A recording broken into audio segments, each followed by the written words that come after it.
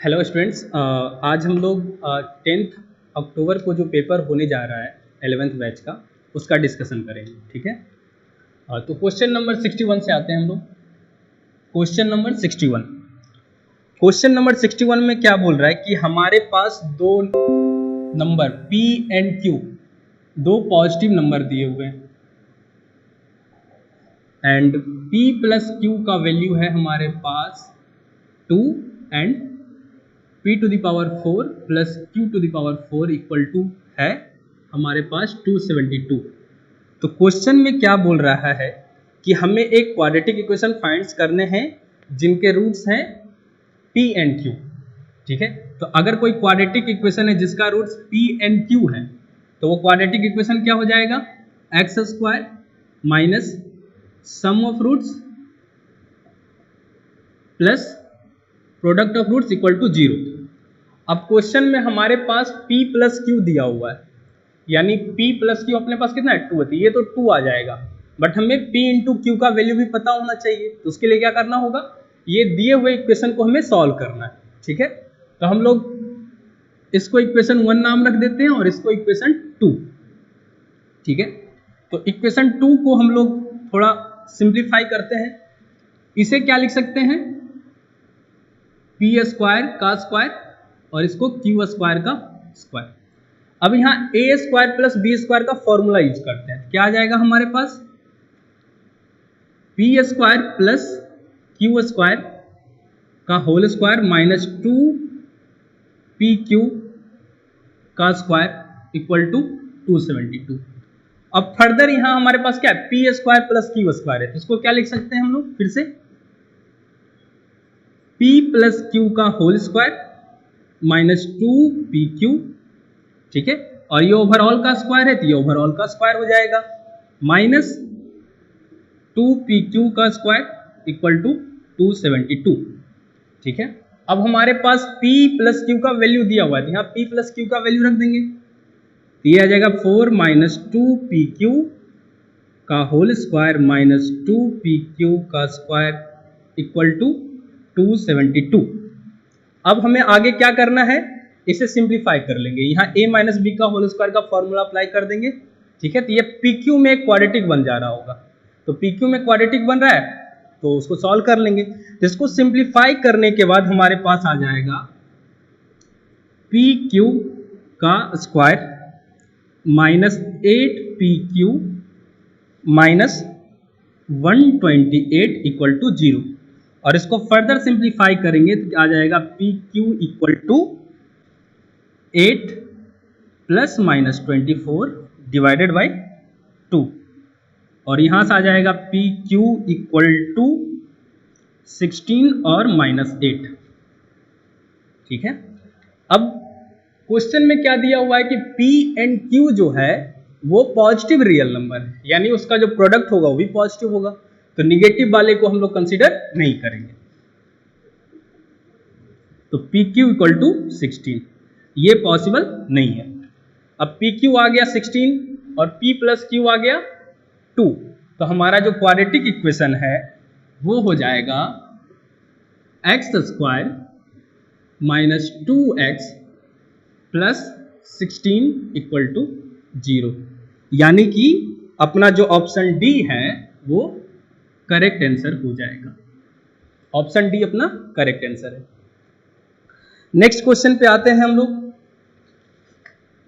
Question number 62। Question number 62 में क्या question बोल रहा है कि एक क्वाड्रेटिक है x square minus a minus 2 times x minus a plus 1 equal to 0। ये अपना क्वाड्रेटिक है और इसके रूट्स के बारे में क्या बोल रहा है कि हाँ, सम ऑफ स्क्वायर ऑफ रूट्स का वैल्यू बोला है कि अगर लिस्ट है यानी मिनिमम है तो ए का वैल्यू क्या होगा। तो मान लेते हैं कि इसके जो रूट्स हैं वो अल्फा एंड बीटा है, तो अल्फा प्लस बीटा क्या हो जाएगा a minus 2 and alpha into beta क्या हो जाएगा 1 माइनस ए। ठीक है। अब क्वेश्चन में क्या बोल रहा है कि alpha square plus beta square का लिस्ट वैल्यू होना चाहिए। तो मान लेते हैं alpha square plus beta square जो है एस के इक्वल है। अब यहाँ फिर से ए प्लस बी का a square plus b square का फॉर्मूला अप्लाई करेंगे तो ये क्या आ जाएगा, alpha plus beta whole square minus 2 alpha beta. अब अल्फा प्लस बीटा कितना है, ए माइनस 2, तो ए माइनस 2 रख देंगे उसकी जगह, एंड अल्फा इंटू बीटा क्या है 1 माइनस ए। अब इसको सिंप्लीफाई कर लेंगे, सिंप्लीफाई करेंगे तो आ जाएगा ए स्क्वायर माइनस 2a प्लस 2। अब इसको फर्दर सिंप्लीफाई करेंगे तो आ जाएगा a माइनस 1 का होल स्क्वायर प्लस 1। ठीक है, ये सिंपल देखो, यहाँ 4 आएगा तो 4 माइनस 2 2 हो जाएगा, और यहाँ से माइनस 4 है और यहाँ से प्लस 2 है तो वो माइनस 2 हो जाएगा। ठीक है, तो ये आ गया। अब क्वेश्चन के अकॉर्डिंग क्या बोल रहा है कि s का जो वैल्यू होना चाहिए वो लिस्ट होना चाहिए, यानी मिनिमम होना चाहिए। तो मिनिमम कब होगा, तो ये 1 तो कांस्टेंट है और ये क्या है, square of a real number. तो square of any real number क्या होता है, नॉन निगेटिव होता है। तो ये अपना क्या हो रहा होगा, हमेशा 0 हो रहा होगा या फिर 0 से बड़ा हो रहा होगा, यानी ओवरऑल ये जो वैल्यू है वो ग्रेटर देन और इक्वल टू 1 होगा। ठीक है, यहाँ नोट में इसको मेंशन भी कर सकते हो कि a माइनस 1 का होल स्क्वायर ग्रेटर देन और equal to 0 for all a belongs to real number. ठीक है, तो उसमें 1 ऐड कर देंगे तो क्या हो जाएगा, ग्रेटर देन और इक्वल टू 1, यानी s का मिनिमम वैल्यू अगर पूछता तो क्या होता 1, और ये मिनिमम कब होता, जब ये वाला पार्ट अपना 0 होता, यानी a minus 1 equal to 0, that is a equal to 1। तो क्वेश्चन में क्या बोल रहा है कि a का वैल्यू हमें बताना है जब s का मिनिमम वैल्यू होता है। s मिनिमम कब है, जब a अपना 1 है, तो a इक्वल टू 1 अपना आंसर हो जाएगा। तो ऑप्शन कौन सा हो जाएगा, option B.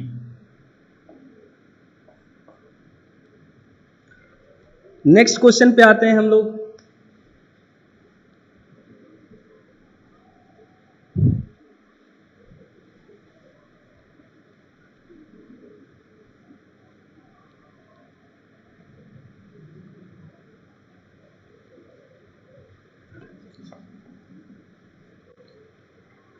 Question number 63। Question number 63 में क्या बोल रहा है कि एक स्ट्रेट लाइन है जो 4,3 से पास कर रहा है। एक स्ट्रेट लाइन है और ये 4,3 से पास कर रहा है। आगे बोल रहा है कि कोऑर्डिनेट एक्सिस पे ये जो इंटरसेप्ट बना रहा है ये स्ट्रेट लाइन, उसका जो सम है वो -1 है। तो इंटरसेप्ट फॉर्म में लाइन का इक्वेशन क्या हो जाएगा, लाइन का इक्वेशन इंटरसेप्ट फॉर्म में क्या होता है, x by a plus y by b equal to 1। ठीक है, अब ये अपना स्ट्रेट लाइन हो गया। अब क्वेश्चन में क्या बोल रहा है ये कि ये 4,3 से पास कर रहा है, तो x equal to 4 and y equal to 3 इस इक्वेशन को सेटिस्फाई कर रहे होंगे, यानी 4y plus 3y equal to 1। इसको फर्दर सिंप्लीफाई कर लेंगे तो आ जाएगा 4b plus 3a equal to ab। इसको इक्वेशन 1 नाम रख दिए। अब आगे क्या बोल रहा है कि ये जो स्ट्रेट लाइन है इसके इंटरसेप्ट्स का सम, यानी x intercept and y intercept का सम जो है वो -1 है। तो according to question a plus b equal to -1। अब हमें a और b फाइंड करना है, तो यहाँ से क्या करते हैं, b equal to b equal to क्या लिख सकते हैं, -1 -1। अब ये b का वैल्यू इक्वेशन 1 में सब्स्टिट्यूट कर देते हैं। तो इक्वेशन 1 में b का वैल्यू सब्स्टिट्यूट करने पे क्या आ जाएगा, 4 -1 -a plus 3a equal to a -1 -a। इसको सिंप्लीफाई कर लेंगे तो a में क्वाड्रेटिक बन जाएगा। ठीक है, और वो a में जो क्वाड्रेटिक होगा वो कितना आ जाएगा, a स्क्वायर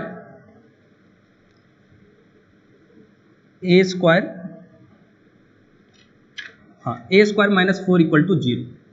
तो यहाँ से आ जाएगा अपने पास a इक्वल टू ±2। अब a का वैल्यू आ गया अपने पास, तो हमें अब और क्या फाइंड करना है, b। a अगर 2 है तो b क्या हो जाएगा, b का a का वैल्यू इसमें रखो, तो a का वैल्यू 2 रखेंगे तो b हो जाएगा -3। और जब a का वैल्यू -2 है तो b का वैल्यू कितना हो जाएगा, 1। -2 रखेंगे तो 1 -1 प्लस 2 कितना हो जाएगा, 1। तो ये दो वैल्यू आया, यानी इसका मतलब ऐसे दो स्ट्रेट लाइन हो रहे होंगे जो ये दिए हुए कंडीशन को सेटिस्फाई कर रहे होंगे। ठीक है, तो अपना स्ट्रेट लाइन जो है हो जाएगा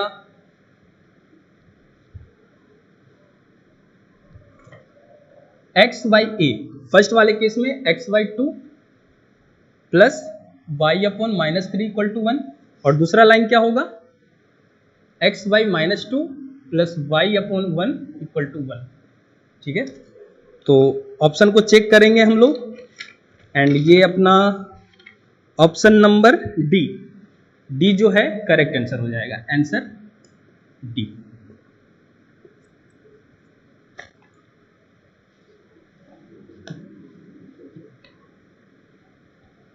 next question, question number 64। Question number 64 में एक स्ट्रेट लाइन दिया हुआ है, स्ट्रेट लाइन है और वो 3,4 से पास कर रहा है। ये स्ट्रेट लाइन है, 3,4 से पास कर रहा है और एक्स एक्सिस के साथ कितना एंगल बना रहा है ये 3π/4। ठीक है, तो क्वेश्चन में बोला है कि हमें वो पॉइंट फाइंड करना है जो पॉइंट P, ये जो है पॉइंट P दिया हुआ है और जिसका कोऑर्डिनेट 3,4 है। ये पॉइंट P से इस लाइन पर कितने के डिस्टेंस पे है, √2 के डिस्टेंस पे है, √2 के डिस्टेंस पे है, यानी R अपना √2 है। तो हमें ये वाला पॉइंट बताना है। तो ऐसे दो पॉइंट्स इस स्ट्रेट लाइन पे लाई कर रहे होंगे, एक पॉइंट P से अपर वाले पोर्शन में और दूसरा पॉइंट P से लोअर वाले पोर्शन में, यानी एक और पॉइंट हो रहा होगा इधर भी, हमें नहीं पता है कहाँ हो रहा होगा, तो इसको नाम रख दिया Q डैश। ठीक है, तो पैरामेट्रिक पॉइंट अगर हमें कंसीडर करना हो किसी लाइन पे तो उसका कोऑर्डिनेट क्या होता है x1 plus r cos theta, y1 plus r sin theta. Theta हमारे पास 3π/4 है, r √2 है और x1 3 और y1 4, इसमें रख देंगे तो ये क्या आ जाएगा 3 प्लस r cos 3π/4 और इधर आ जाएगा 4 प्लस r sin 3π/4। इसको सिंप्लीफाई कर लेंगे तो आ जाएगा 3 माइनस r/√2 और यहाँ 4 प्लस r/√2। ठीक है, अब इस पोर्शन के Q अगर हमें फाइंड करना होगा तो R हम लोग क्या कंसीडर करेंगे पॉजिटिव, ये बताया गया होगा क्लास में कि पॉइंट P से अगर ऊपर कोई पॉइंट कंसीडर करेंगे तो R पॉजिटिव लेंगे और इसके नीचे कंसीडर करेंगे तो निगेटिव लेंगे। तो एक बार R इक्वल टू इसमें 2 रख देंगे, जब R इक्वल टू 2 रखेंगे तो √2 रखेंगे तो Q कितना आ जाएगा 3 माइनस 1 4 प्लस 1, ये क्या हो जाएगा 2,5। वैसे ही R इक्वल टू √2 अगर रखे इसमें, R इक्वल टू √2 माइनस में रखे तो क्या आ जाएगा Q डैश का coordinate 3 plus 1 4 minus 1 that is 4,2, यानी आंसर अपना कौन सा हो जाएगा ऑप्शन बी आंसर हो जाएगा, सही आंसर हो जाएगा। ठीक है, नेक्स्ट क्वेश्चन पे आते हैं हम लोग।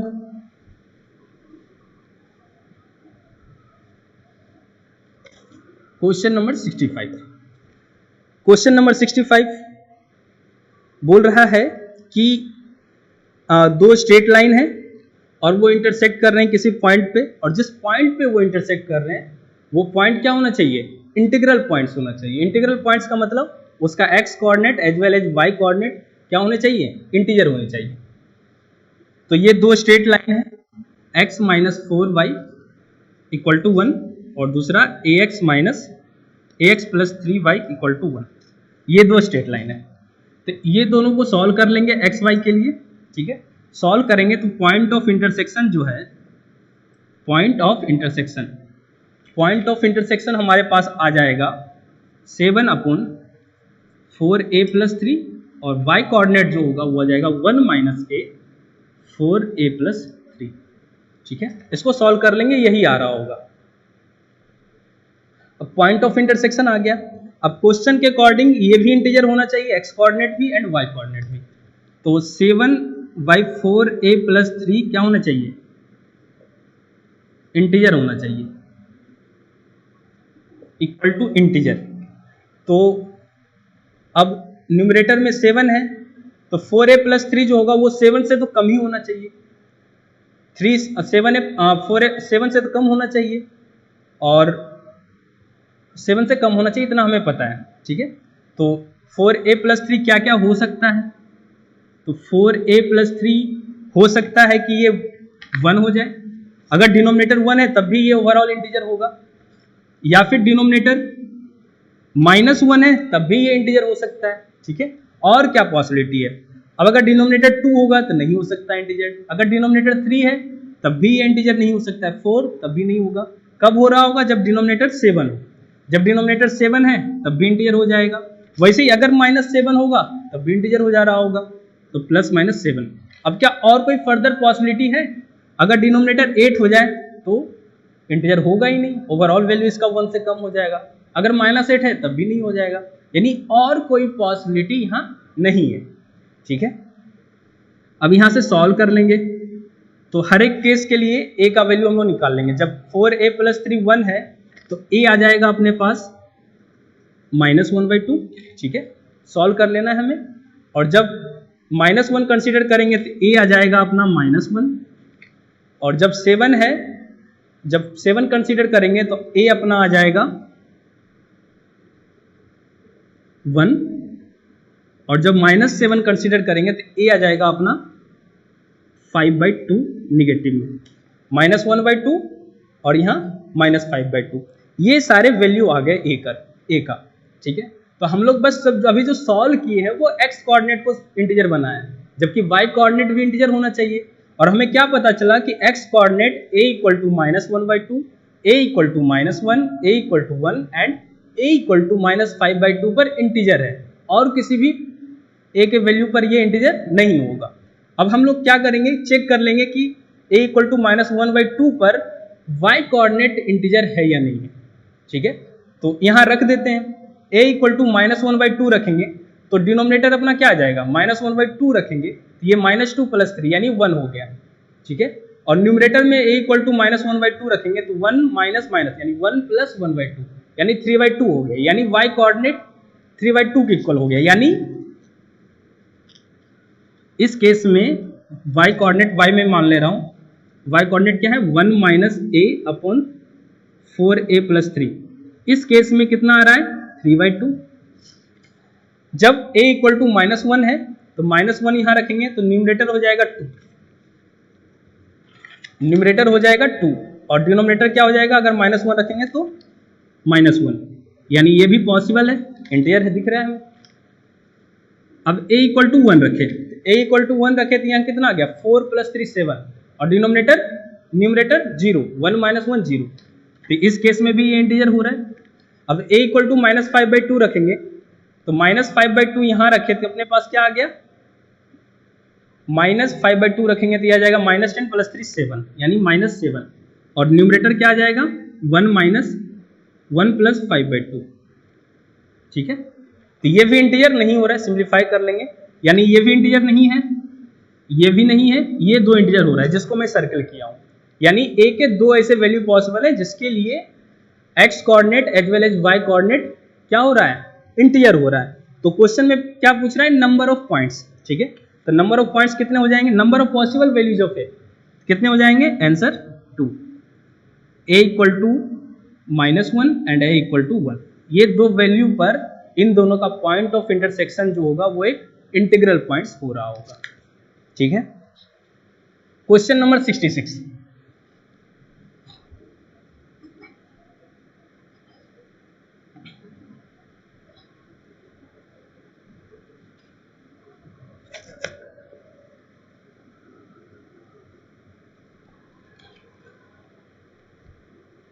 क्वेश्चन नंबर 66 में एक हमारे पास इक्वेशन दिया हुआ है, a - 1 टाइम्स 1 + x + x² का whole square equal to a + 1 + x² + x⁴।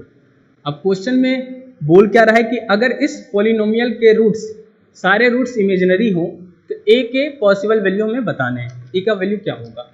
तो इसको सिंप्लीफाई कर लेते हैं थोड़ा सा, तो यहाँ पर हम लोग x² + x square x to the power 4 plus x square plus 1 equal to, इसको हम लोग लिख सकते हैं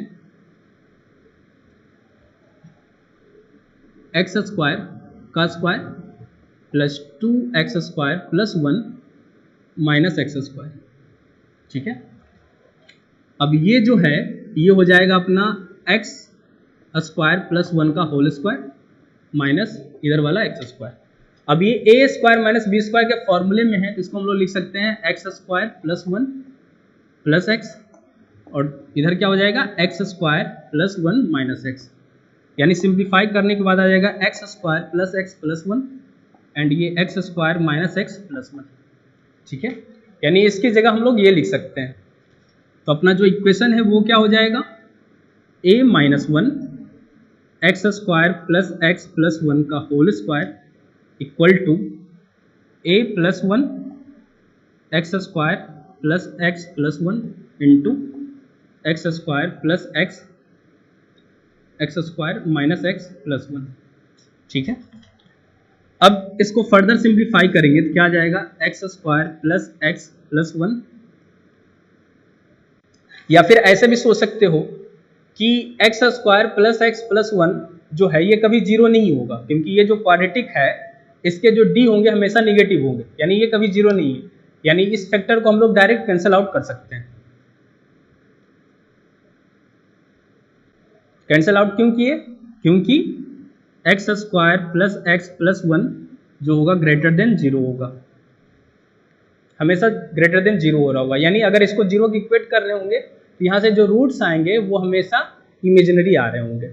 ये क्लियर है, तो यहाँ से कैंसिल आउट किए एक फैक्टर को, क्या आ गया a minus 1 x square plus x plus 1 equal to a plus 1 x square minus x plus 1।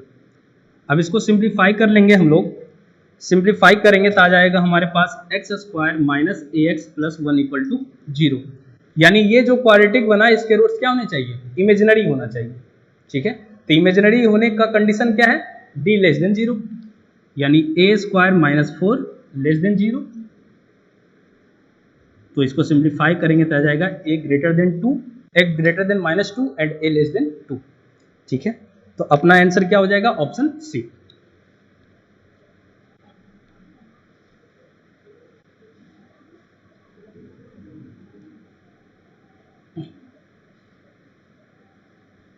Question number 67 में आते हैं।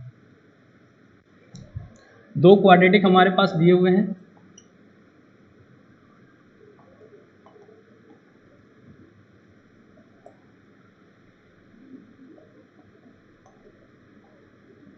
ये दो क्वाड्रेटिक्स हैं। ठीक है, और क्वेश्चन में क्या बोल रहा है कि ये दो जो क्वाड्रेटिक्स हैं इनके एक रूट कॉमन है, और जो कॉमन रूट है वो क्या है, निगेटिव है। तो हम लोग क्या करते हैं, ये दोनों के कॉमन रूट्स हम लोग फाइंड करने की कोशिश करते हैं।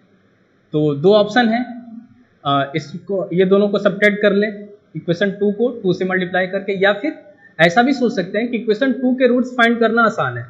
ठीक है, इक्वेशन 2 को रूट्स जो होंगे क्या हो जाएंगे, मिडिल वाले टर्म्स को ब्रेक कर लो, यहाँ से क्या आ जाएगा x equal to 4 and x equal to minus 4, यानी अगर कॉमन रूट हो रहा होगा तो x इक्वल टू 4 होगा या फिर x इक्वल टू माइनस 1 होगा, और कोई तीसरा रूट नहीं हो सकता है, ये तो क्लियर है। ठीक है, और क्वेश्चन में क्या बोल रहा है कि जो कॉमन रूट है वो निगेटिव है, तो कॉमन रूट नेगेटिव है यानी x इक्वल टू माइनस 1 जो होगा वही कॉमन रूट हो रहा होगा। क्यों हो रहा होगा, क्योंकि जो क्वेश्चन बोल रहा है कि जो कॉमन रूट है वो निगेटिव है, तो x इक्वल टू माइनस 1 जो हो रहा होगा वो इक्वेशन 1 को भी सेटिस्फाई कर रहा होगा। तो इक्वेशन 1 में x equal to minus 1 put कर देते हैं।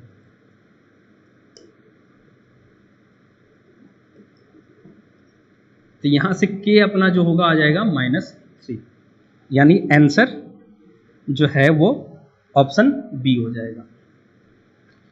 ऐसा नहीं कि हाँ हम लोग x इक्वल टू 4 रख लिए, अगर x इक्वल टू 4 रखेंगे तब भी आंसर आ रहा होगा और वो भी मैच कर रहा होगा, बट वो करेक्ट नहीं होगा, क्योंकि क्वेश्चन क्या बोल रहा है कि जो रूट्स हैं वो निगेटिव है।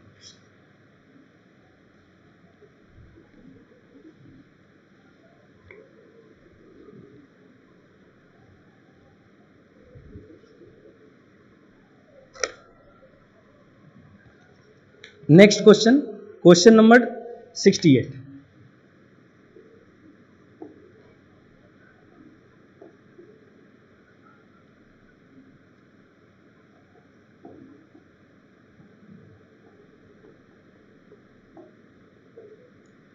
हमारे पास एक इक्वेशन दिया हुआ है x एंड y में, और बोल क्या रहा है कि ये is satisfied by real value of x and y। ठीक है, यानी ये x और y के रियल वैल्यू को सेटिस्फाई कर रहा है, मतलब x और y रियल है।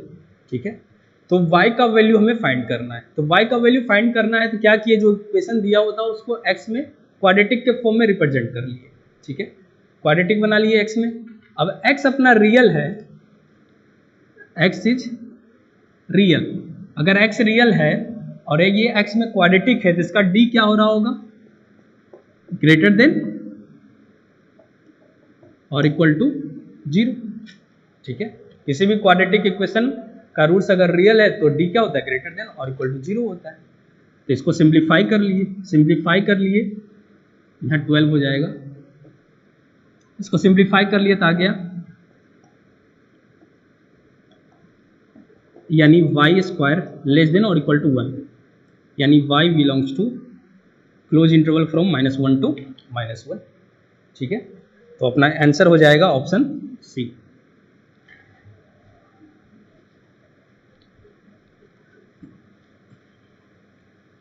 नेक्स्ट क्वेश्चन पे आते हैं हम लोग, क्वेश्चन नंबर 69। ये बहुत ही आसान क्वेश्चन है। f ऑफ x दिया हुआ है x² plus 5x plus 6 and f of x equal to x के रूट्स के बारे में हमें कमेंट करना है कि रूट्स जो हैं वो उनके नंबर ऑफ रियल रूट्स कितने होंगे, ये हमें बताना है। तो f ऑफ x अपने पास क्या है, x² plus 5x plus 6 equal to x हो जाएगा। ठीक है, अब इसको थोड़ा सा सिंप्लीफाई कर लेंगे तो क्या आ जाएगा, x² plus 4x plus 6 equal to 0। अब इस क्वाड्रेटिक का d फाइंड करते हैं। d फाइंड करेंगे तो क्या आ जाएगा, 4 का स्क्वायर माइनस 4 टाइम्स 1 इंटू 6, जो कि एक निगेटिव नंबर है, यानी d जो है लेस देन 0 है। तो रूट्स क्या होंगे, इमेजिनरी। अगर रूट्स इमेजिनरी है तो नंबर ऑफ रियल रूट्स क्या हो जाएंगे, 0, यानी आंसर जो है अपना वो डी हो जाएगा।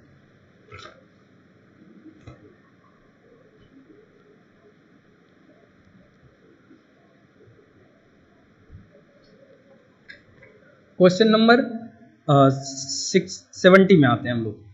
क्वेश्चन नंबर 70 में फिर से एक क्वाड्रेटिक दिया हुआ है, ax² plus a minus 2 times x minus 2, इसको हम लोग f ऑफ x मान लेते हैं। ठीक है, f ऑफ x दिया हुआ है। क्वेश्चन में क्या बोल रहा है कि जो f ऑफ x है वो निगेटिव है, f of x is negative for exactly 2 integral value of x, यानी x के 2 इंटीग्रल वैल्यू के लिए निगेटिव हो रहा है। तो क्वेश्चन से ये तो क्लियर हो रहा है कि जो ग्राफ होगा वो अपवर्ड पैराबोला होगा। क्यों होगा अपवर्ड पैराबोला, चेक कर लेते हैं।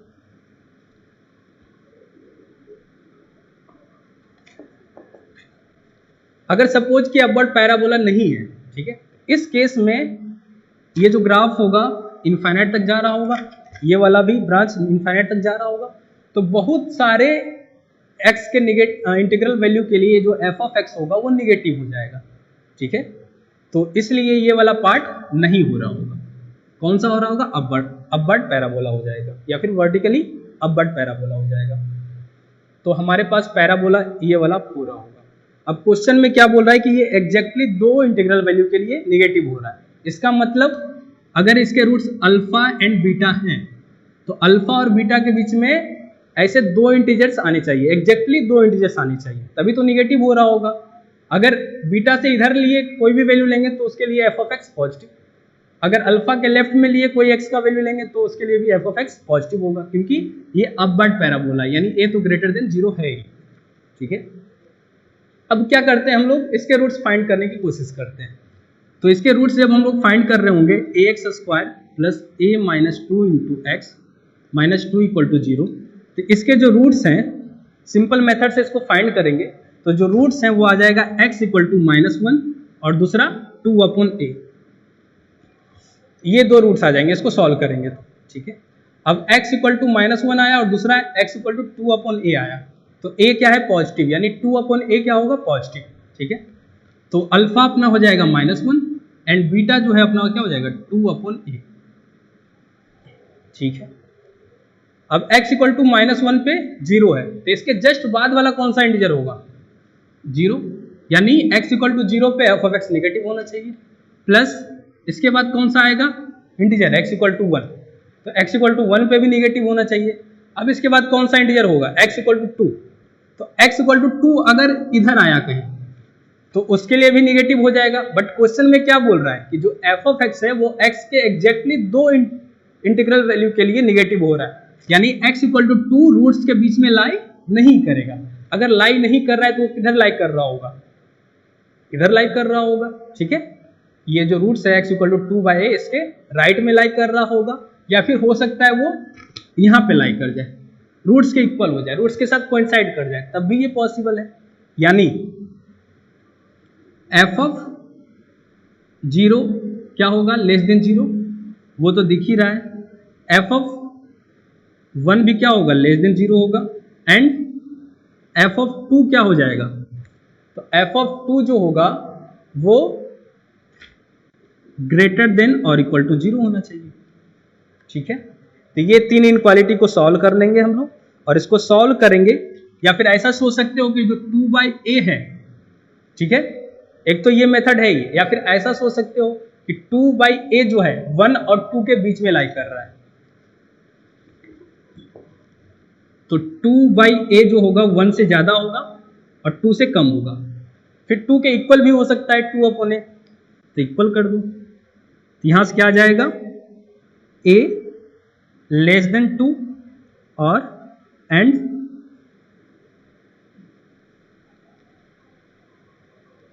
a लेस देन 2, और इसको सिंप्लीफाई करेंगे तो a ग्रेटर देन 1 आ जाएगा। फर्स्ट वाले पार्ट को सॉल्व करेंगे तो a लेस देन 2 आ जाएगा, और दूसरे वाले पार्ट को सॉल्व करेंगे तो a ग्रेटर देन और इक्वल टू 1 आ जाएगा। यानी इसको फर्दर सिंप्लीफाई कर लो तो क्या आ जाएगा? a greater than 1 and less than 2, यानी ऑप्शन अपना बी करेक्ट है, ऑप्शन बी। नेक्स्ट क्वेश्चन पे आते हैं हम लोग।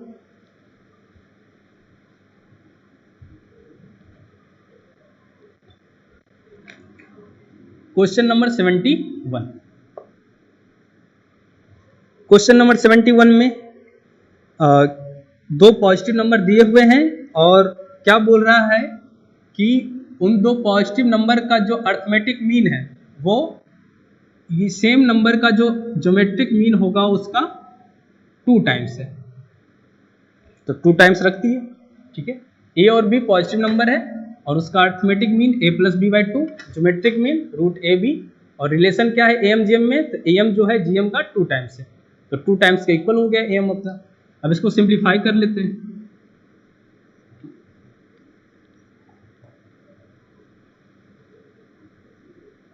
ठीक है। इसको और फर्दर सिंप्लीफाई कर लेते हैं, ये क्या आ जाएगा? a/√ab plus b/√ab equal to 4। अब इसको थोड़ा सा और सिंप्लीफाई कर लेंगे तो आ जाएगा a/√b प्लस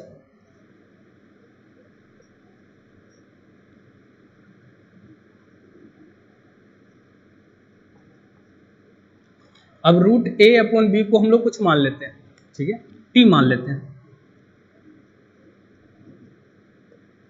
t अपना क्या है? √a/b है।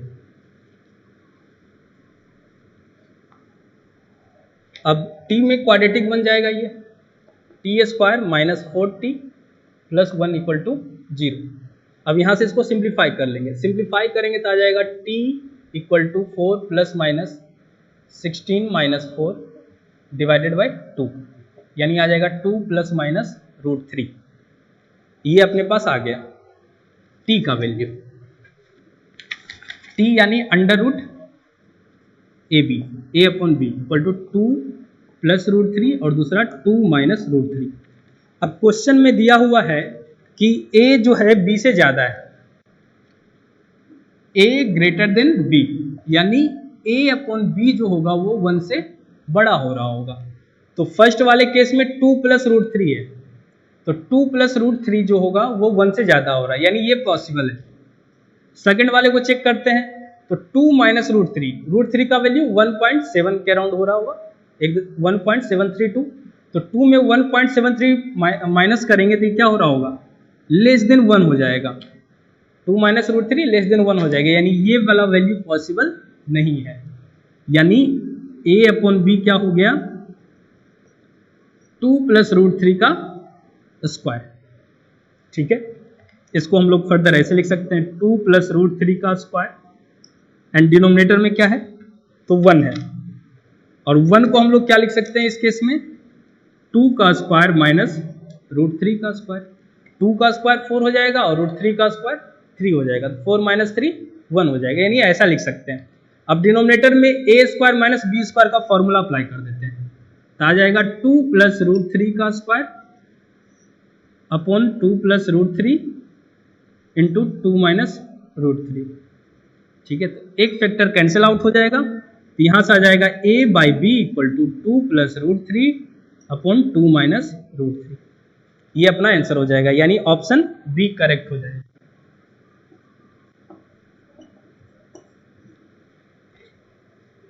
नेक्स्ट क्वेश्चन पे आते हैं हम लोग। क्वेश्चन नंबर ये 71 था, क्वेश्चन नंबर 72। क्वेश्चन नंबर 72 हमें सम फाइंड करना है।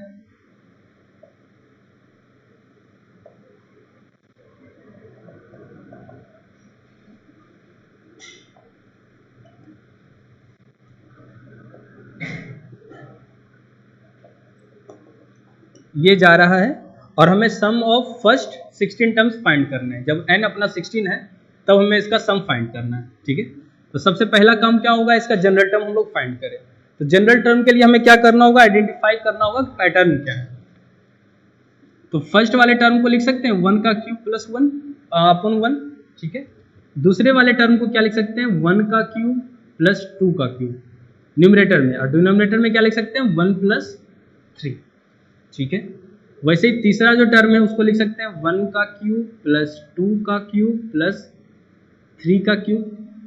3 का क्यूब हो जाएगा 27, ये 8, 27 प्लस 8 35 प्लस 1 36, और 9 को हम लोग लिख सकते हैं 1 प्लस 3 प्लस 5। ठीक है, वैसे ही नेक्स्ट वाला हो जाएगा। ठीक है, यानी ऐसा जा रहा है। तो इसका जो जनरल टर्म होगा Tn वो क्या हो जाएगा, तो 1 का क्यूब, जैसे सेकंड टर्म है तो न्यूमरेटर में 2 के क्यूब तक जा रहा है, तीसरा टर्म है तो न्यूमरेटर में 3 के क्यूब तक जा रहा है, तो वैसे ही जो nth टर्म होगा उसमें n के क्यूब तक जा रहा होगा ये सम।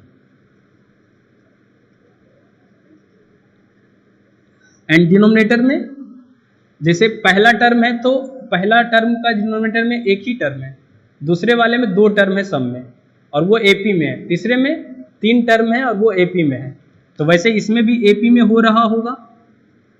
ठीक है, और इसमें कितने टर्म हो रहे होंगे, n टर्म्स हो रहे होंगे।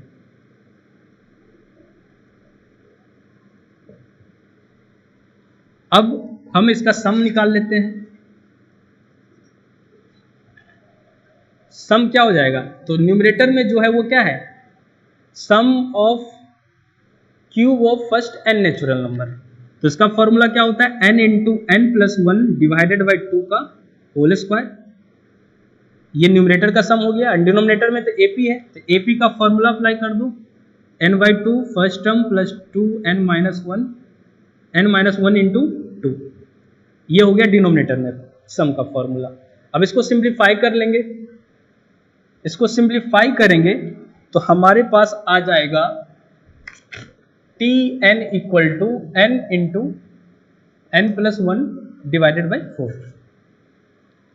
तो Tn अपने पास आ गया n square plus n divided by 4। तो Sn क्या हो जाएगा, sigma n square plus sigma n equal to 1 से n तक,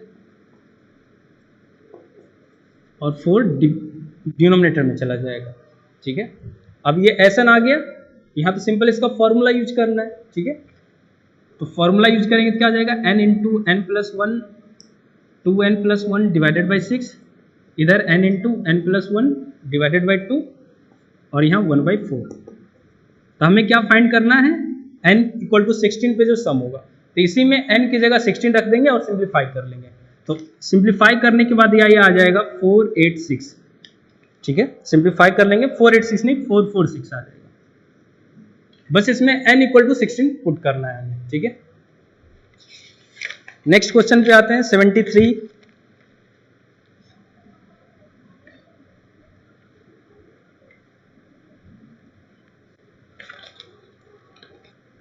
तीन पॉइंट्स दिए हुए हैं a b plus c, q b c plus a और r c a plus b।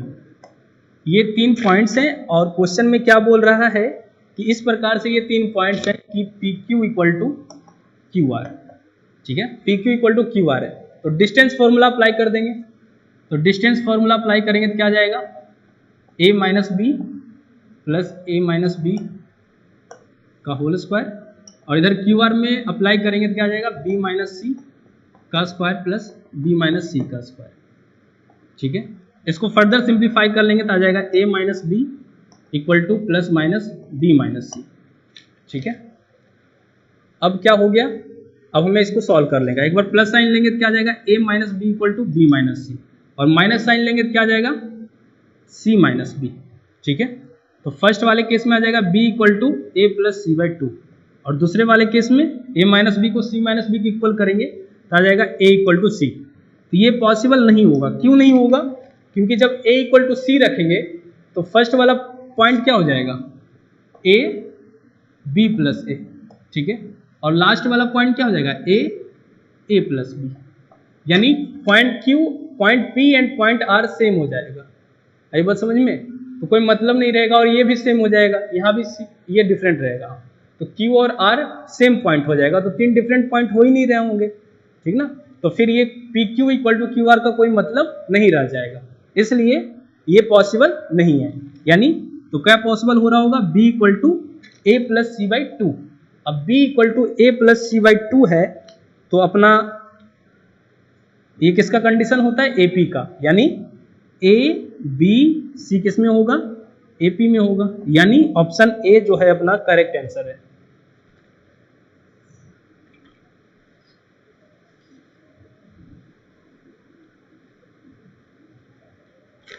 Question number 74।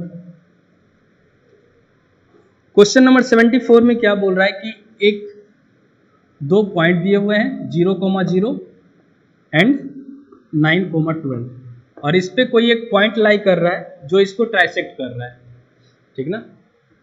यानी ट्राइसेक्ट करने का मतलब वो पॉइंट इसको 1:2 रेशियो में डिवाइड कर रहा होगा या फिर 2:1 रेशियो में डिवाइड कर रहा होगा, यानी ऐसे दो पॉइंट हो रहे होंगे, ठीक है। ये 1:2 रेशियो में डिवाइड कर रहा होगा, ये 1 हो गया और ये 2 हो गया, और इस केस में क्या हो रहा होगा, ये 1 हो जाएगा और ये 2 हो जाएगा, यानी ऐसे दो पॉइंट हो रहे होंगे।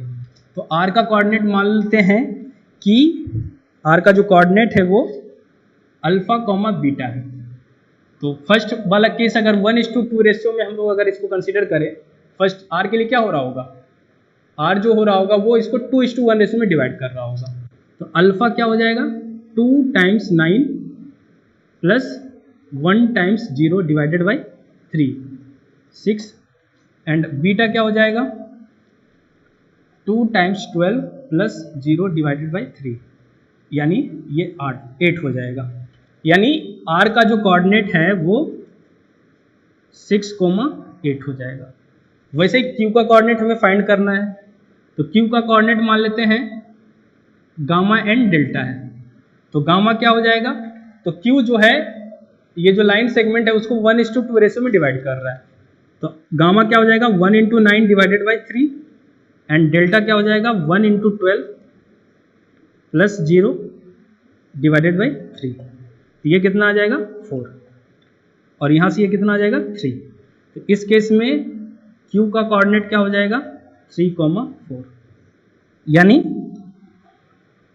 ऑप्शन ए जो है वो अपना करेक्ट आंसर है। 74 का आंसर ए हो जाएगा। नेक्स्ट क्वेश्चन पे आते हैं हम लोग।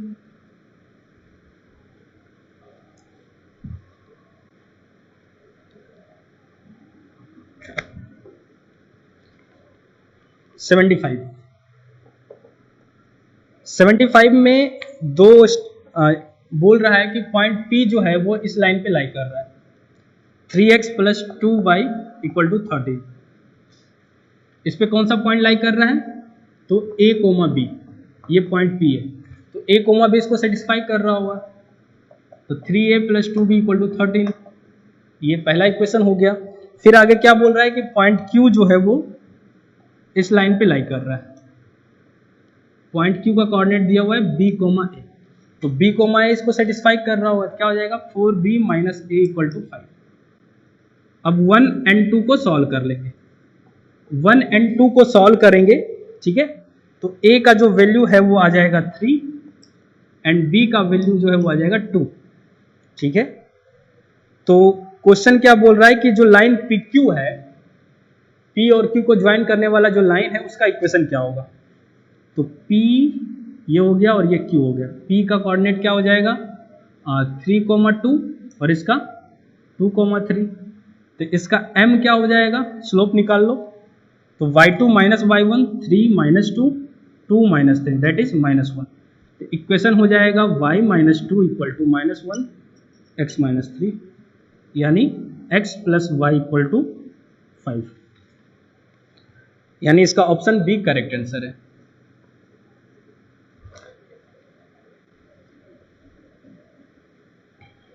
अब हम लोग क्वेश्चन नंबर 76 पे आते हैं। क्वेश्चन नंबर 76 में क्या बोल रहा है कि एक लाइन है जो 2,2 से पास कर रहा है, फिर आगे क्या बोल रहा है कि ये जो लाइन है वो 3x plus y equal to 3 के परपेंडिकुलर है, ठीक ना। अब ये दो लाइन परपेंडिकुलर है तो ये दोनों के लाइन के स्लोप का प्रोडक्ट -1 हो रहा होगा, या फिर डायरेक्ट इस लाइन का इक्वेशन क्या लिख सकते हैं, तो इस लाइन का इक्वेशन क्या है 3x plus y equal to 3, तो जो इस लाइन का इक्वेशन होगा जो रिक्वायर्ड लाइन है उसमें हमें क्या करना होगा, इन दोनों के कोफिशिएंट को इंटरचेंज कर देना है और किसी एक में माइनस लगा देना है, x minus 3y equal to lambda, ऐसे डायरेक्ट लिख सकते हैं, या फिर इसका पहले स्लोप फाइंड कर लो, m क्या होगा -3, तो इस लाइन का स्लोप क्या हो जाएगा, मान लेते हैं ये m1 है, तो m1 इंटू m हो जाएगा -3 अब -1, तो m1 आ जाएगा 1/3, ठीक है। तो लाइन का इक्वेशन क्या हो जाएगा y minus 2 equal to 1/3 x minus 1, इसको x माइनस 2, अब इसको सिंप्लीफाई कर लेंगे, सिंप्लीफाई करेंगे तो आ जाएगा x minus 3y equal to 4, x minus 3y plus 4 equal to 0, ये लाइन का इक्वेशन आ गया, ठीक है। अब ये लाइन का इक्वेशन आ गया तो बोला कि इसका इंटरसेप्ट क्या होगा, x माइनस 3y, हाँ यहाँ -4 हो जाएगा, ठीक है।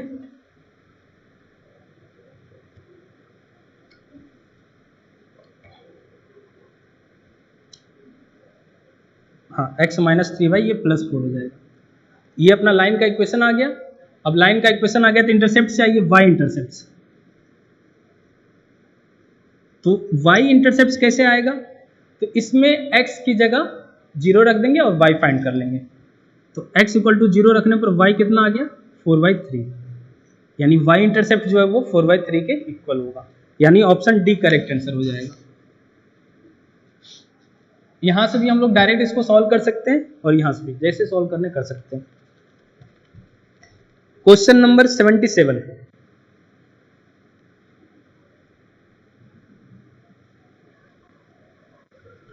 क्वेश्चन नंबर 77 में हमारे पास एक डेटा दिया हुआ है x, y और z में,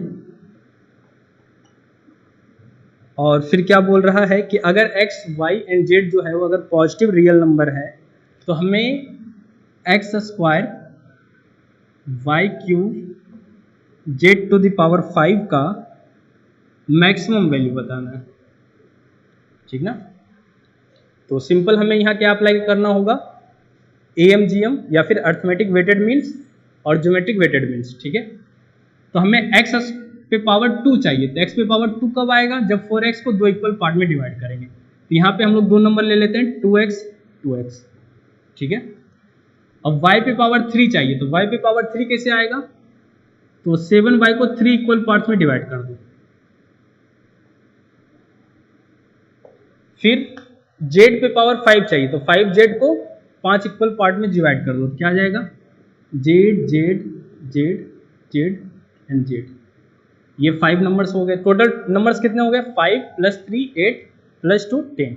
अब यहाँ am greater than gm apply कर दो, तो ये am क्या हो जाएगा, ऐड करेंगे तो 2x + 2x 7y/3 7y/3 7y/3 plus z 5 times repeat कर रहा होगा तो मैं डायरेक्ट लिख रहा हूँ, और टोटल कितने नंबर्स हैं, 10, तो 10 आ जाएगा।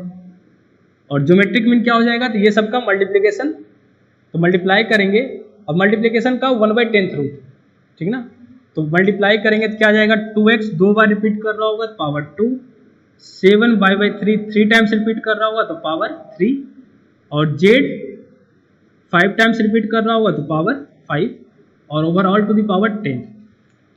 ये क्लियर है। अब 2x + 2x क्या हो जाएगा, 4x, वैसे ये हो जाएगा 7y, ये 5z divided by 10 greater than और इक्वल टू, यहाँ आ जाएगा 2 to the power 2 7 to the power 3 3 to the power -3 x² y³ z to the power 5 और ओवरऑल टू द पावर 1/10, ठीक है। अब ऐसा आ गया। अब 4x + 7y + 5z का वैल्यू 20 दिया हुआ है, तो 20 रख देंगे, तो ये आ जाएगा 2,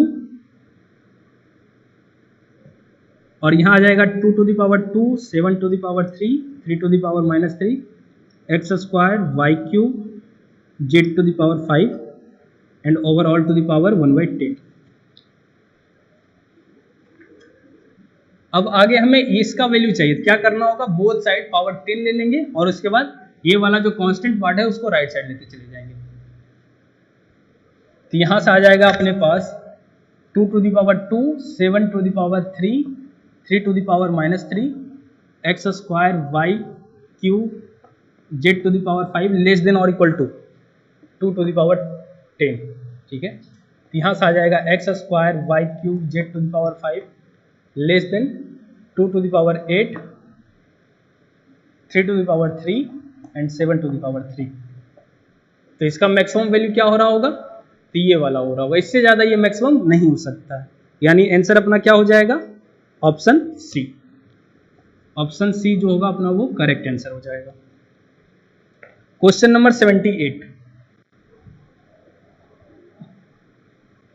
क्वेश्चन नंबर 78 में क्या बोल रहा है कि ये 3 पॉइंट्स जो हैं वो कोलिनियर है।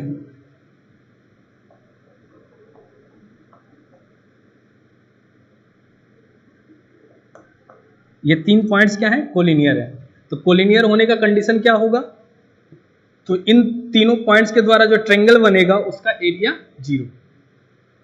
तो ट्रायंगल का एरिया क्या होता है,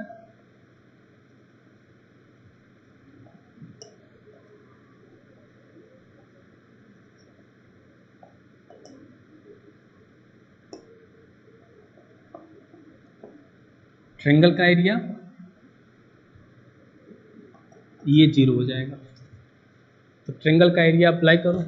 अब इसको सिंप्लीफाई कर लेंगे, सिंप्लीफाई करेंगे तो क्या आ जाएगा, 3k² - 9k² 3k - 9k and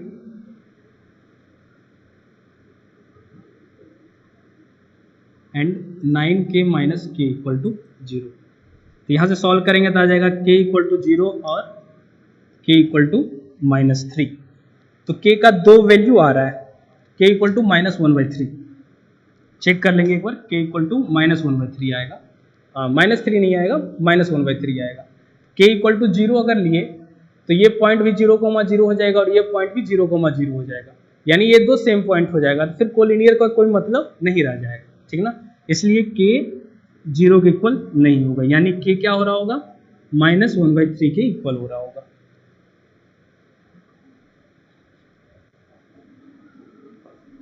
question number 78 हो गया। Question number 79। क्वेश्चन नंबर 79 में क्या बोला है कि जो स्ट्रेट लाइन है वो पैरेलल टू एक्स एक्सिस है। और स्ट्रेट लाइन अगर पैरेलल टू एक्स एक्सिस है, ये एक्स है और इसके कोई पैरेलल लाइन है, तो उस लाइन का इक्वेशन क्या होता है, y इक्वल टू ए या फिर y इक्वल टू बी। यानी उस लाइन के इक्वेशन में जो x का कोफिशिएंट होगा वो हमेशा 0 होगा। तो जो स्ट्रेट लाइन है उसमें x का कोफिशिएंट क्या है, coefficient of x equal to k plus 3, तो k प्लस 3 क्या होगा, 0, तो k आ जाएगा -3। ठीक है, यानी ऑप्शन बी अपना करेक्ट आंसर हो जाएगा। नेक्स्ट क्वेश्चन में आते हैं हम लोग। क्वेश्चन नंबर 80 में क्या बोल रहा है कि एक स्ट्रेट लाइन है और वो उस स्ट्रेट लाइन का जो ऑरिजिन से डिस्टेंस है वो 5 यूनिट्स है, यानी p इक्वल टू 5 है। फिर आगे क्या बोल रहा है कि ये जो परपेंडिकुलर है वो x एक्सिस के साथ 60 डिग्री का एंगल बना रहा है, यानी अल्फा अपना 60 डिग्री या फिर थीटा अपना 60 डिग्री है। तो क्वेश्चन में बोल रहा है कि अगर ऐसा है तो उस स्ट्रेट लाइन का इक्वेशन क्या होगा, यानी ये जो लाइन है इसका इक्वेशन क्या होगा, ये हमें बताना है। तो नॉर्मल फॉर्म में इस लाइन का इक्वेशन क्या होता है, x cos theta plus y sin थीटा इक्वल टू p। अब थीटा अपना 60 डिग्री है तो रख दो, तो आ जाएगा x/2 plus y √3/2 equal to 5। यहां से आ जाएगा x plus √3y equal to 10, यानी ऑप्शन डी अपना करेक्ट आंसर हो जाएगा। ये क्वेश्चन नंबर 80 का था, ऑप्शन डी। नेक्स्ट क्वेश्चन पे आते हैं हम लोग। Question number 81। क्वेश्चन नंबर 81 में क्या बोल रहा है कि दो सीरीज है और उसमें नंबर ऑफ टर्म्स कितने ये भी दिया हुआ है, और क्वेश्चन में क्या बोल रहा है कि ये दो सीरीज में कितने टर्म्स जो होंगे जो कितने ऐसे टर्म्स होंगे, कितने ऐसे एलिमेंट्स होंगे जो दोनों में कॉमन है। ठीक ना, तो ये दो सीरीज है अपने पास। पहला है S1, इसके एलिमेंट्स हैं 2 + 5 + 8, ऐसे जा रहा है अप टू 50 टर्म्स। और जो दूसरा सीरीज है इसमें ये अपना 3 से स्टार्ट हो रहा है और ये अप टू 60 टर्म्स है। अब क्वेश्चन क्या पूछ रहा है कि ये दो सीरीज में कितने ऐसे टर्म्स होंगे जो दोनों में कॉमन होंगे। तो हम लोग मान लेते हैं कि फर्स्ट सीरीज का mth टर्म जो है वो सेकेंड सीरीज के nth टर्म के इक्वल है, ऐसा मान लीजिए। ठीक है, मैक्सिमम कौन सा एलिमेंट कॉमन हो रहा होगा ये हमें पहले फाइंड करना है। तो mth टर्म जो है, m कितना मैक्सिमम हो सकता है 50, वैसे n मैक्सिमम कितना हो सकता है 60 से ज्यादा नहीं हो सकता है। तो mth टर्म ऑफ S1 क्या हो जाएगा, तो mth टर्म का formula 2 + m-1 into common difference 3 है। और nth टर्म ऑफ S2 क्या हो जाएगा, तो first term plus n-1 into 2, common difference कितना है 2। अब इसको सिंप्लीफाई कर लेंगे, सिंप्लीफाई करेंगे तो आ जाएगा 3m-1 इक्वल टू 2n + 1। तो यहाँ से m कितना आ जाएगा 2/3n + 1। अब चेक कर लेते हैं कि m और n का मैक्सिमम वैल्यू क्या होगा। इतना तो हमें पता है कि m और n जो होगा वो पॉजिटिव इंटीजर होगा। तो n का मैक्सिमम वैल्यू क्या है 60, तो 60 रख के देखते हैं क्या होता है।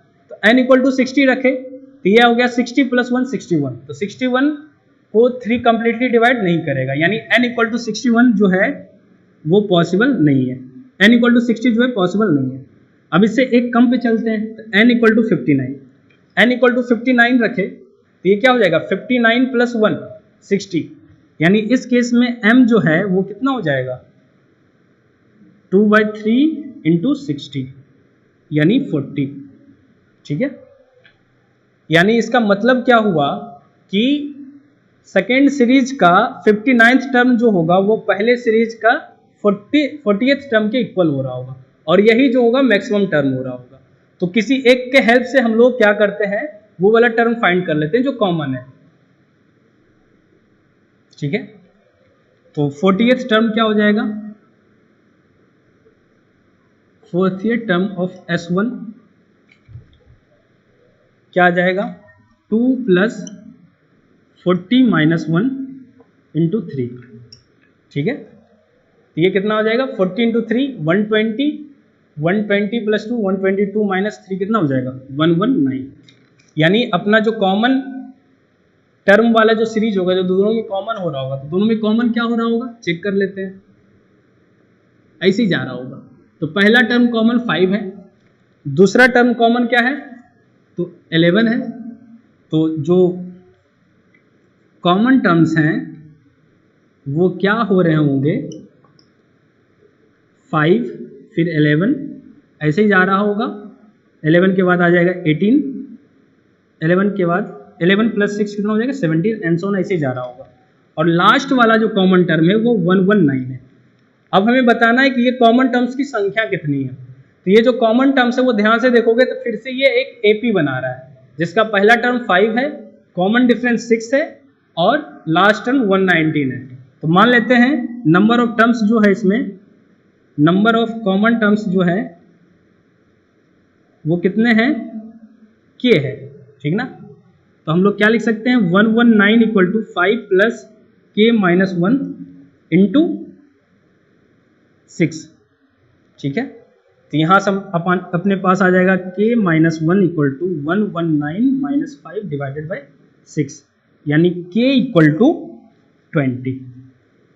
सिंप्लीफाई कर लेंगे, k का वैल्यू जो होगा 20 होगा, यानी नंबर ऑफ कॉमन टर्म्स कितने हो जाएंगे, 20। यहाँ इस बात को ध्यान में रखेंगे कि जैसे दो सीक्वेंस दिए हुए हैं और इसमें कॉमन टर्म वाले कॉमन टर्म को अगर सेलेक्ट करेंगे तो जो कॉमन टर्म वाला सीक्वेंस बन रहा होगा उसका जो कॉमन डिफरेंस होगा वो हमेशा दोनों सीरीज का जो कॉमन डिफरेंस है, ठीक ना, उसका जो एलसीएम होगा उसके इक्वल हो रहा होगा। जैसे फर्स्ट वाले में कॉमन डिफरेंस 3 है एंड सेकेंड वाले में कॉमन डिफरेंस 2 है, तो 3 और 2 का कॉमन एलसीएम कितना हो जाएगा, 6 हो जाएगा।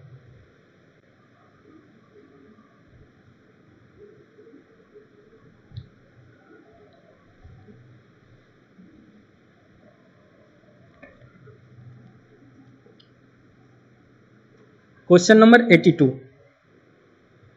क्वेश्चन नंबर 82 में क्या दिया हुआ है कि एक स्ट्रेट लाइन है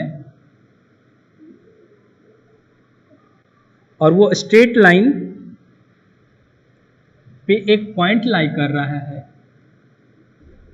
-5, 4, और ये जो पॉइंट है वो जो ये x और y एक्सिस पे जो पॉइंट ऑफ इंटरसेक्शन है या फिर जो इंटरसेप्ट्स है इनके बीच जो लेंथ आया AB, ठीक है, ये लाइन है, ये x एक्सिस को कहीं पे इंटरसेक्ट कर रहा होगा, तो मान लीजिए x एक्सिस को A पे इंटरसेक्ट कर रहा है और y एक्सिस को B पे इंटरसेक्ट कर रहा है, ठीक है।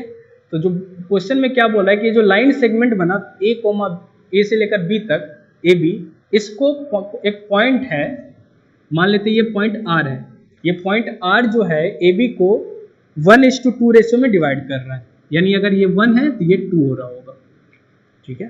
तो मान लेते हैं लाइन का जो इक्वेशन है वो इंटरसेप्ट्स फॉर्म में x/a + y/b = 1 है। तो a का कोऑर्डिनेट क्या हो जाएगा, a, 0 एंड b का कोऑर्डिनेट 0, b।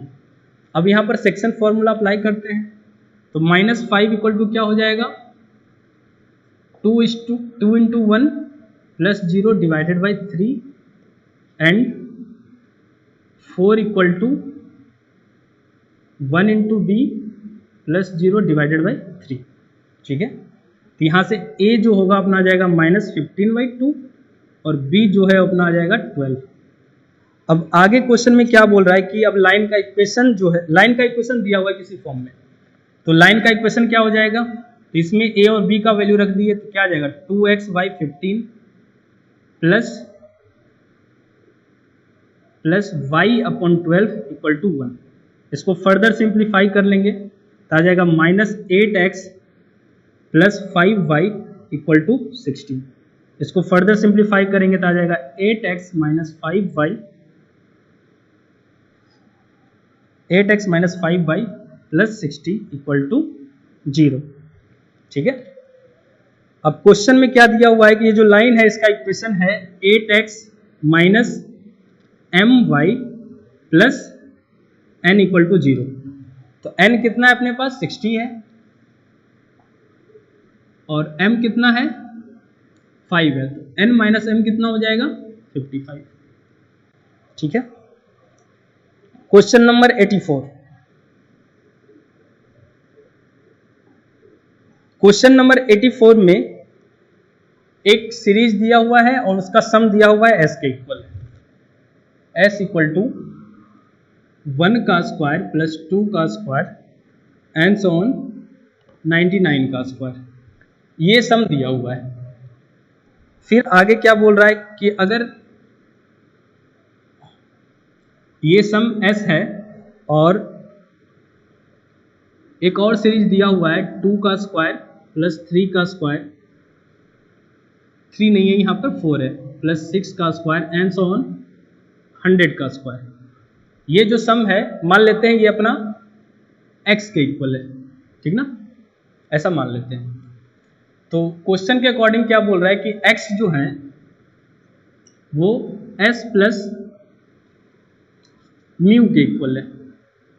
तो म्यू का वैल्यू हमें फाइंड करना है, ठीक ना। म्यू का वैल्यू क्या होगा हमें ये फाइंड करना है, यानी x माइनस एस जो है वो म्यू के इक्वल होगा। तो हमें x माइनस एस हमें फाइंड करना है, ठीक है। तो क्या करते हैं हम लोग, इसको इक्वेशन 1 का नाम रख देते हैं और इसको इक्वेशन 2। तो x माइनस एस कैसे आएगा, तो इक्वेशन 2 में 1 को सब्ट्रैक्ट कर लेते हैं, तो इक्वेशन 2 माइनस 1 कर लेंगे। इक्वेशन 2 माइनस 1 क्या हो जाएगा, LHS में x माइनस एस, और x माइनस एस क्या हो जाएगा, तो करस्पॉन्डिंग टर्म का डिफरेंस लेते चलते हैं हम लोग। तो क्या आ जाएगा 2 square minus 1 square plus 4 square minus 3 का स्क्वायर, फिर 6 का स्क्वायर माइनस 5 का स्क्वायर एंड सो ऑन 100 का स्क्वायर माइनस 99 का स्क्वायर। इस तरह से ये जा रहा होगा। अब x माइनस एस किसके इक्वल है, तो म्यू के इक्वल है, तो ये अपना आ जाएगा म्यू। अब 2 का स्क्वायर माइनस 1 का स्क्वायर, तो a square minus B square का फॉर्मूला क्या होगा, a minus B into A plus B. तो a माइनस बी करेंगे तो क्या आ जाएगा 2 माइनस 1 1, और जब सम करेंगे तो क्या आ जाएगा 1 प्लस 2। वैसे ही 4 माइनस 3 इंटू 4 प्लस 3, ये कितना हो जाएगा 3 प्लस 4। वैसे ये क्या हो जाएगा 5 plus 6 and so on, last वाला क्या आ जाएगा 99 प्लस 100। ठीक है। तब अगर ये ध्यान से देखोगे तो ये सम ऑफ फर्स्ट 100 नेचुरल नंबर है।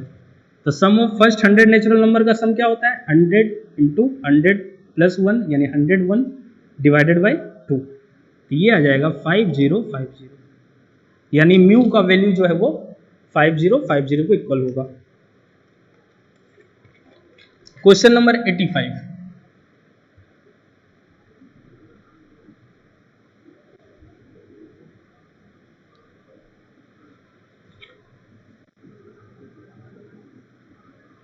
क्वेश्चन नंबर 85 में बोल रहा है कि एक जीपी है, ज्योमेट्रिक प्रोग्रेशन है, जिसके फर्स्ट 4 टर्म्स का सम जो है वो 65/12 है। तो मान लेते हैं पहला टर्म जो है a है और कॉमन रेशियो जो है वो r के इक्वल है। तो फर्स्ट 4 टर्म का सम यानी a plus A R plus A R square plus A R cube equal to 65/12 है। ठीक है। फिर आगे क्वेश्चन में क्या बोल रहा है कि अब ये हर एक टर्म का रेसिप्रोकल अगर ले लें, ये क्या हो जाएगा 1/a, ये 1/ar प्लस ये 1/ar स्क्वायर और ये 1/ar क्यूब। इसका जो सम है वो 65/18 के इक्वल है। ठीक ना। तो इसको थोड़ा सा सिंप्लीफाई कर लेंगे हम लोग, आ जाएगा अपने पास 1/ar cube plus R square plus R plus 1 equal to 65/18। ये इक्वेशन 2 हो गया। वैसे ही यहाँ से a को कॉमन ले लेते हैं, तो a को कॉमन ले लेंगे तो ये 1 हो जाएगा, ये r हो जाएगा, ये ar, ऐसा कुछ हो जाएगा। ठीक है। अब क्या करते हैं, इक्वेशन 2 और 1 को डिवाइड कर देते हैं, इक्वेशन 1 डिवाइडेड बाई 2 कर देते हैं। इक्वेशन 1 डिवाइडेड बाई 2 करेंगे तो क्या आ जाएगा, ए स्क्वायर आर क्यूब, ये वाला पार्ट कैंसिल आउट हो जाएगा और इधर आ जाएगा 65/12 डिवाइडेड बाई 65/18 यानी 18/12 यानी 3/2 यानी ए स्क्वायर आर क्यूब किसके इक्वल है, 3/2 के इक्वल है। इसका नाम रख दिया इक्वेशन 3। फिर आगे क्या बोल रहा है कि ये जीपी का जो फर्स्ट 3 टर्म है उसका जो प्रोडक्ट है वो 1 के इक्वल है, यानी ए आर स्क्वायर जो है वो 1 के इक्वल है क्वेश्चन के अकॉर्डिंग, ठीक है। यानी यहां से आ गया a square r cube equal to 1। तो ए स्क्वायर आर क्यूब किसके इक्वल है, 3/2 के इक्वल है, तो यहां रख दिए 3/2। तो यहां से a इक्वल टू आ गया 2/3। अब a अपना 2/3 आ गया तो इक्वेशन 3 में a का वैल्यू रख देते हैं। तो इक्वेशन 3 में a का वैल्यू 2/3 रखेंगे तो r जो है आ जाएगा अपना 3/2, ठीक है। अब a और r आ गया तो क्वेश्चन में क्या बोल रहा है कि अगर थर्ड टर्म जो है इस जीपी का वो अल्फा है, यानी अल्फा अपना क्या हो रहा होगा, थर्ड टर्म यानी ए आर स्क्वायर। तो ए अपना हो गया 2/3, आर हो गया 3/2 का स्क्वायर, तो यानी ये आ जाएगा 3/2, यानी अल्फा अपना क्या हो गया, 3/2 के इक्वल हो गया। तो 2 अल्फा कितना हो जाएगा, 2 अल्फा इक्वल टू 3, यानी अपना आंसर 3 हो जाएगा, ठीक है। क्वेश्चन नंबर 87,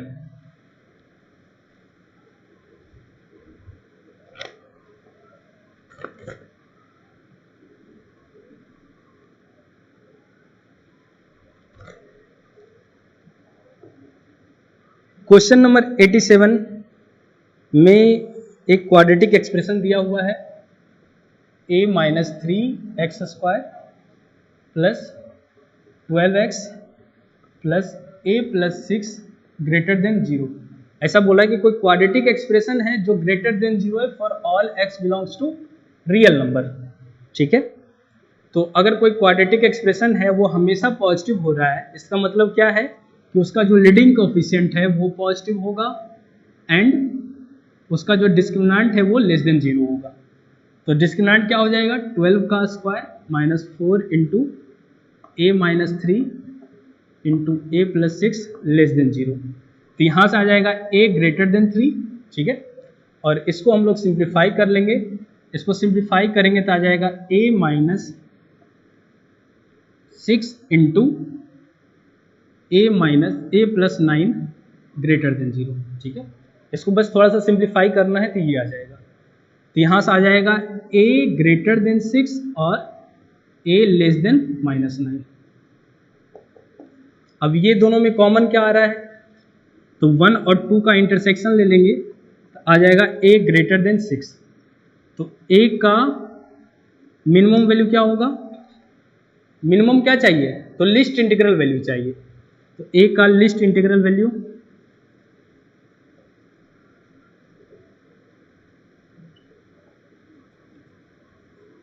तो क्या हो जाएगा, 7 हो जाएगा। a ग्रेटर देन 6 है तो जस्ट 6 के बाद कौन सा इंटीजर आएगा, 7 आएगा। तो आंसर अपना हो जाएगा 7।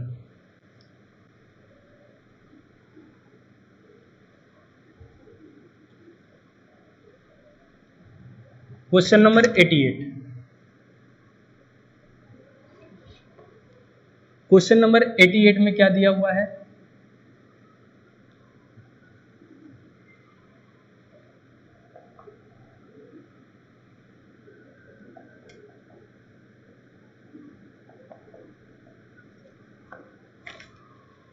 इस टाइप से दिया हुआ है, बोल रहा है कि ये लेस देन और इक्वल टू 1 है। तो इसको थोड़ा सा सिंप्लीफाई कर लेते हैं। क्या करते हैं, यहाँ बेस अपना क्या है 1/3 है, तो यहाँ भी बेस 1/3 बना लेते हैं। तो बेस 1/3 बनाएंगे आ जाएगा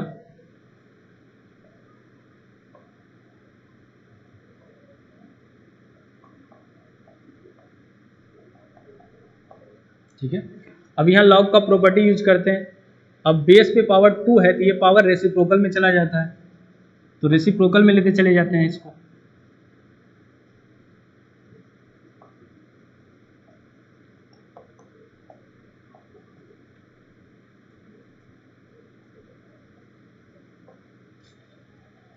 अब आगे और क्या कर सकते हैं, तो 1/2 है और ये log के आगे है तो इसको पावर में ले जा सकते हैं, तो पावर में ले जाएंगे तो ये यहाँ से उठ करके यहाँ आ जाएगा, इस पे पावर आ जाएगा 1/2।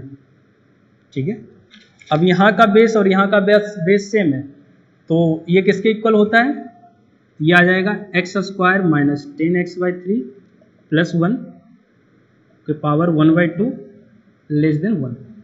ठीक है, अब यहाँ से स्क्वायर रूट हम लोग डायरेक्ट हटा देते हैं, यहाँ से आ जाएगा x² minus 10x/3 plus 1 less than और इक्वल टू 1। ठीक है, ऐसा हो रहा होगा, और प्लस ये वाला जो पार्ट है ये क्या होना चाहिए, पॉजिटिव होना चाहिए, इसको ग्रेटर देन 0 भी कर देंगे, पॉजिटिव हो गया। अब इसको सॉल्व कर लेंगे दो केस लेकर के, तो फर्स्ट 2 को सॉल्व करेंगे तो आ जाएगा 3x² minus 10x plus 3 greater than 0, यानी यहाँ से आ जाएगा x, यहाँ को इसको सिंप्लीफाई कर लेते हैं, 3x² minus 9x minus x plus 3 greater than 0। ठीक है, तो यहाँ से आ जाएगा 3x minus 1 into x minus 3 greater than 0, यहाँ से आ जाएगा x लेस देन 1/3 और x ग्रेटर देन 3। इसको नाम रख दिए इन इक्वेशन 1। वैसे ही ये दो को सॉल्व करते हैं हम लोग, तो लास्ट 2 को सॉल्व करेंगे तो आ जाएगा x² minus 10x/3 less than और इक्वल टू 0, यहाँ से आ जाएगा 0 से x ज़्यादा होगा एंड 10/3 से कम होगा। अब 1 एंड 2 का इंटरसेक्शन हमें लेना है। ठीक है, एक बार इसको सॉल्व किए, एक बार इसको सॉल्व किए, और ये दोनों का इंटरसेक्शन लेंगे, तो इंटरसेक्शन लेंगे तो क्या आ जाएगा, x बिलोंग्स टू यूनियन, यानी a जो है अपना वो 3 की इक्वल है।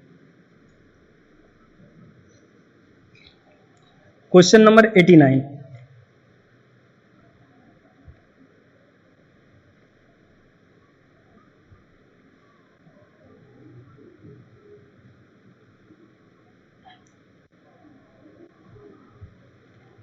क्वेश्चन नंबर 89 में, हाँ ये अच्छा क्वेश्चन है, क्वेश्चन नंबर 89। क्वेश्चन नंबर 89 में हमारे पास एक क्वाड्रेटिक इक्वेशन है, मान लेते हैं ये f(x) अपना ax² माइनस bx प्लस 12। फिर क्या दिया हुआ है कि a और b जो है वो इंटीजर्स है, पॉजिटिव इंटीजर्स है, और दोनों जो है वो 10 से ज़्यादा नहीं हो सकते हैं। ठीक है, कांट एक्सीड 10, यानी 10 हो सकता है, 10 से ज़्यादा नहीं हो सकता है। फिर आगे क्या बोल रहा है क्वेश्चन में कि इसके जो रूट्स हैं f(x) equal to 0, a positive है तो अपवर्ड पैराबोला होगा। तो क्वेश्चन में बोला है कि जो दोनों रूट्स हैं वो 2 से ज़्यादा है, 2 यहाँ कहीं लाइक कर रहा होगा, दोनों 2 से ज़्यादा है। ठीक है, तो क्वेश्चन में बोल रहा है कि a और b के कितने पेयर बनेंगे ये हमें बताना है। यहाँ तक क्लियर है? तो ये अपना सबसे पहली बात, रूट्स रियल होंगे तो d ग्रेटर देन और इक्वल टू 0, तो d ग्रेटर देन और इक्वल टू 0 यानी b²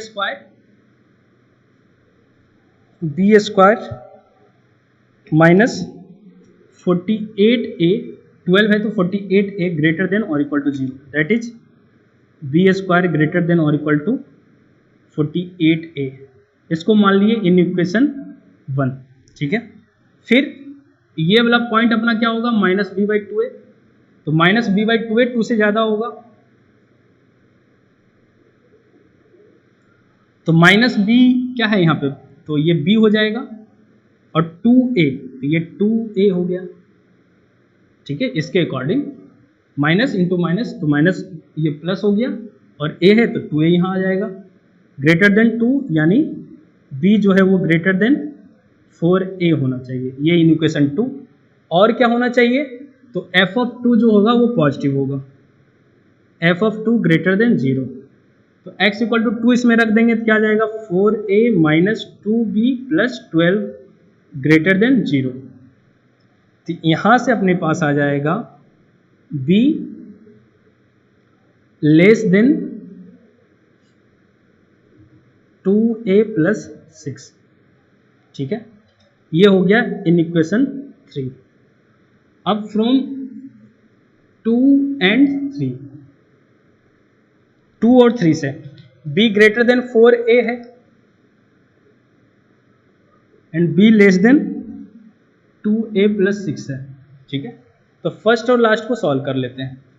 क्या आ जाएगा 4a less than 2a plus 6, तो a लेस देन 3।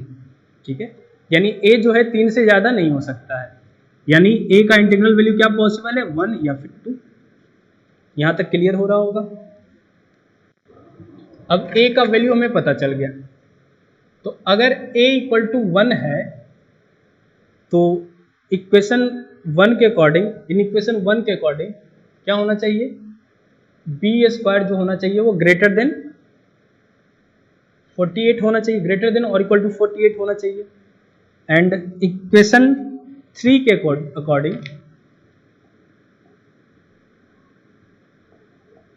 बी क्या होना चाहिए, लेस देन 2a प्लस 6 यानी 8 होना चाहिए। तो यहां से हमारे पास क्या पॉसिबल है, बी स्क्वायर ग्रेटर देन 48, यानी बी क्या हो सकता है 7 हो सकता है। इसके according B equal to 7, 8, 9 and so on. But दूसरे के अकॉर्डिंग बी लेस देन 8, तो दोनों में कॉमन क्या आया, तो बस b equal to 8, b equal to 7, b equal to 7 only possibility है जब a इक्वल टू 1 है। ठीक है, अब जब a इक्वल टू 2 है तो उस केस में क्या हो रहा होगा, तो इन इक्वेशन 1 से क्या आना चाहिए, B square greater than 48 into 2 96, यानी b इक्वल टू क्या होगा 10, 11, 12 एंड सो ऑन। ठीक है, और इन इक्वेशन 2 से क्या आ जाएगा, b लेस देन 10। ठीक है, b 10 से कम होना चाहिए, और क्वेश्चन में ये भी दिया हुआ है कि b जो है 10 से ज़्यादा नहीं हो सकता है। तो यहाँ से सारे के सारे 10 से ज़्यादा है, यहाँ से ओनली पॉसिबिलिटी क्या था कि 10 के इक्वल हो जाए। बट जब इन इक्वेशन 3 में a का वैल्यू रखे तो वहाँ से b क्या आ गया, लेस देन 10 आ गया, यानी यहाँ से no any possible value of b, यहाँ से b का कोई भी पॉसिबल वैल्यू नहीं मिलेगा, यानी ओनली वन पेयर बनेगा, और वो पेयर क्या होगा 1,7, यानी आंसर क्या हो जाएगा, number of such order pair equal to 1।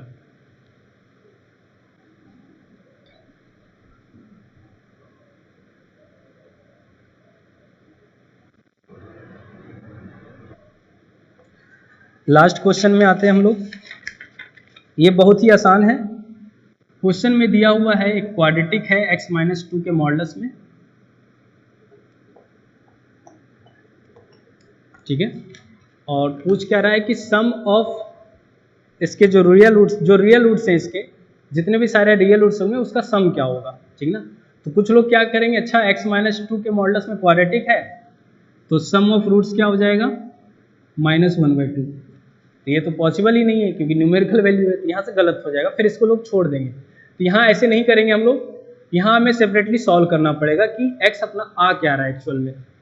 तो x माइनस 2 के मॉडुलस को हम लोग t मान लेते हैं, तो ये क्या हो जाएगा t square plus t minus 2 equal to 0। तो यहाँ से आ जाएगा t इक्वल टू -2 और t इक्वल टू 1। ठीक है, और x माइनस 2 का मॉडुलस इक्वल टू t है, तो ये जो मॉडुलस है हमेशा क्या हो रहा होगा ग्रेटर देन और इक्वल टू 0। किसी भी रियल नंबर का मॉडुलस नॉन नेगेटिव होता है, यानी यहाँ से t जो होगा 1 होगा, t can't be negative,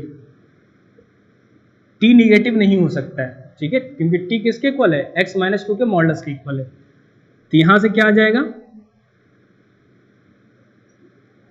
x minus 2 का मॉडुलस इक्वल टू 1, यानी x minus 2 equal to plus minus 1, यानी यहाँ से आ जाएगा x इक्वल टू 3 और x इक्वल टू 1। तो सम क्या हो जाएगा 3 + 1 = 4। ठीक है, सम अपना 4 होगा, -1/2 के इक्वल नहीं होगा। ये क्लियर है? ठीक, तो इसी के साथ अपना आज का ये डिस्कशन समाप्त हुआ। Thank you.